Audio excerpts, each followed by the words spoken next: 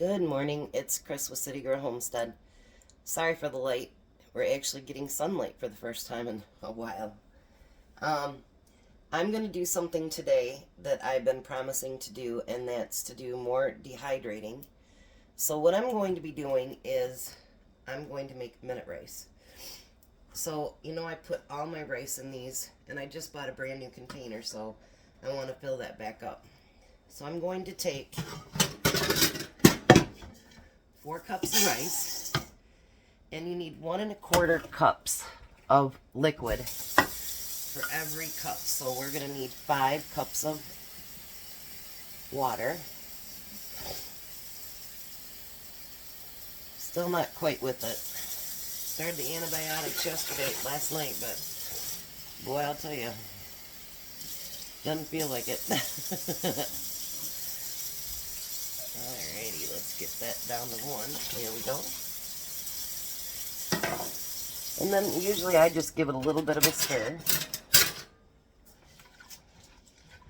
You don't have to, but I usually do. I give it a little bit of a stir.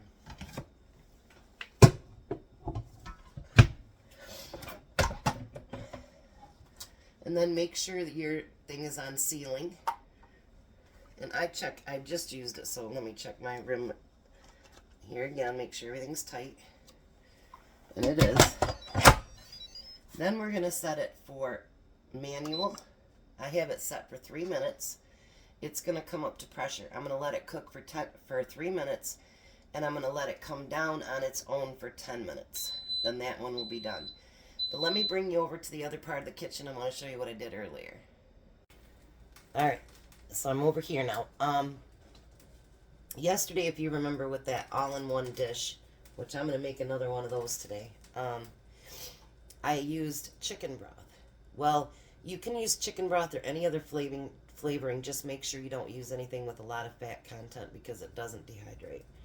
So I used up the rest of that chicken broth, and I cooked it up with the chicken broth. So I'm going to make this chicken instant rice. And I'm just going to spread it out on my dehydrating sheet. You can wait till it's all the way cool. This still is a little bit warm, but I wanted to get it started so that I can get the next ones going. So then all you're going to do is spread it out as good as you can. It will break apart when it's dehydrated. It'll break apart really well. But just spread it out as thin as you can.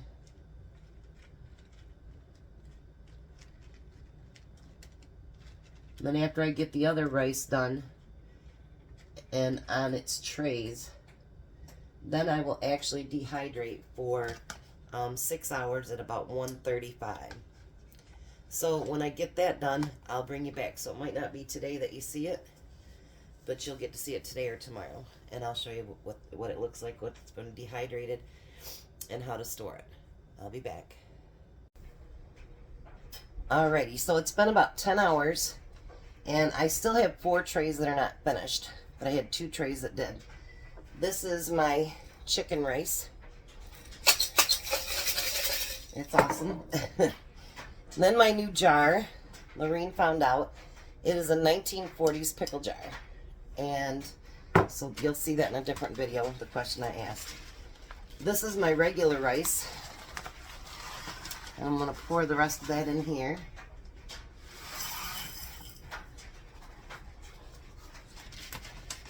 I'm going to put me a lid on there. And then anything that you dehydrate, make sure for the next week you shake up.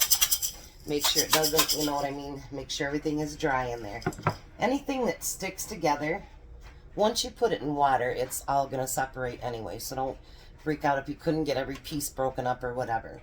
So I'm probably going to have maybe 2 quarts of regular rice, and then this little jar full of the chicken rice.